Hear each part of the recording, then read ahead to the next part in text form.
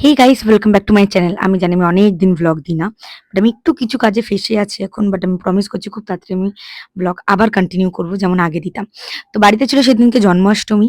তো আমি তাই জন্য বাড়ি পুরো সাজানো হচ্ছিল লাইট দিয়ে। অনেকক্ষণ লাইট নিয়ে আমরা ওখানে সাজানোর চেষ্টা করি, বাট লাইটগুলো প্রত্যেকটা খারাপ আসছিল। দ্যাটস ওয়াই আমরা লাইটের ভরসা ছেড়ে দিয়ে ফুল দিয়েই পুরো সাজাই। এখানে রাধা কৃষ্ণকে সেদিনকে কি মিষ্টি লাগছিল। দেন আমরা সেখানে তারপরে দুপুরবেলার ভোগ দিই। দুপুরবেলার ভোগে আমাদের এখানে থাকে পোলাও, আলুর দম, ৫ রকম ভাজা, জল আর রাধাকৃষ্ণের পছন্দের মিষ্টি, লেস এবং তার সাথে কিছু চকলেট। আর মিষ্টিতে ছিল পায়েস ছিল আর রাধাকৃষ্ণের ফেভারিট কিছু মিষ্টি ছিল। আর সেদিনকে তার সাথে জন্মদিন ছিল বাবা লোকনাথেরও। যেন ৩ জনকে একসাথেই আমরা ভোগ নিবেদন করি।